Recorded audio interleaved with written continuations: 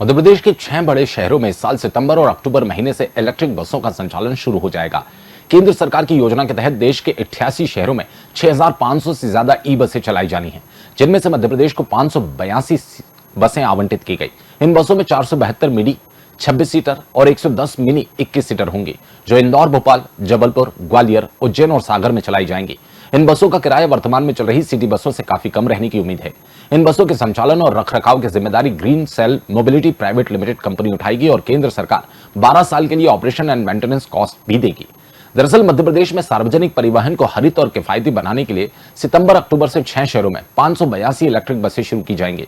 इनमें इंदौर को 150, भोपाल को 100, ग्वालियर को 100, जबलपुर को 100, उज्जैन को 100, सागर को 50 और तय संख्या में ई बसें मिलेगी। ग्रीन सेल मोबिलिटी द्वारा 26 और 21 सीटर मिडी और मिनी बसों का संचालन किया जाएगा। किराए की बात की जाए तो अभी कुछ तय नहीं है, लेकिन ई बसों का किराया मौजूदा सिटी बसों के किराए से काफी कम होगा। किराया 2 रुपए प्रति किलोमीटर हो सकता है। इन ई बसों का संचालन ग्लोबल कैपेबिलिटी सेंटर मॉडल के तहत किया जाएगा। इस मॉडल में संबंधित फर्म खुद बसें खरीदेंगी और उनके ड्राइवर, कंडक्टर और मेंटेनेंस की पूरी जिम्मेदारी भी उठाएगी। संचालन के लिए सरकार ऑपरेटर कंपनी को प्रति किलोमीटर 58.14 का भुगतान करेगी। इसमें से 22 प्रति किलोमीटर केंद्र सरकार देगी, जबकि शेष राशि राज्य सरकार वहन करेगी। एक जरूरी शर्त यह भी है कि हर बस को प्रतिदिन कम से कम 180 किलोमीटर की दूरी तय करनी होगी।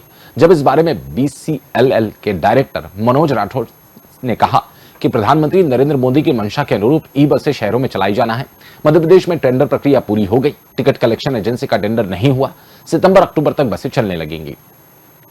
निश्चित तौर पर देश के प्रधानमंत्री नरेंद्र मोदी जी ने आह्वान किया था कि इलेक्ट्रिक बसें शहरों में दौड़ें, तो उसका टेंडर प्रक्रिया मध्य प्रदेश के शहरों के अंदर पूरी कर ली गई है।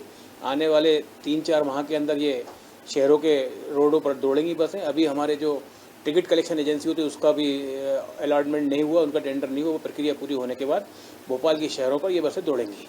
मुझे लगता है कि अभी अप्रैल माह चल रहा है, सितंबर अक्टूबर तक ये बसें भोपाल के शहरों में और मध्य प्रदेश के अन्य शहरों में दौड़ेंगी।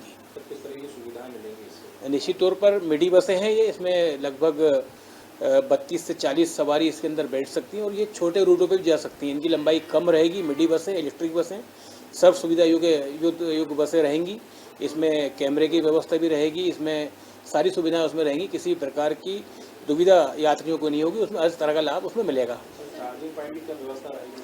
चार्जिंग पॉइंट जैसा भोपाल के 2 स्थानों पर बनाया जा रहा है, एक बैरागढ़ के अंदर बनाया जा रहा है, एक मिसरोद के अंदर, बस्तुरवा नगर के अंदर बनाया जा रहा है। 2 जगह बनाया जिसमें भोपाल को 100 बसें मिलने जा रही है। 50 बसों का स्टेशन, चार्जिंग स्टेशन एक तरफ रहेगा, 50 चार्जिंग स्टेशन एक तरफ रहेगा। तो दोनों जगह जो व्यवस्था बनाई जा रही है उसका टेंडर प्रक्रिया पूरा कर लिया गया है।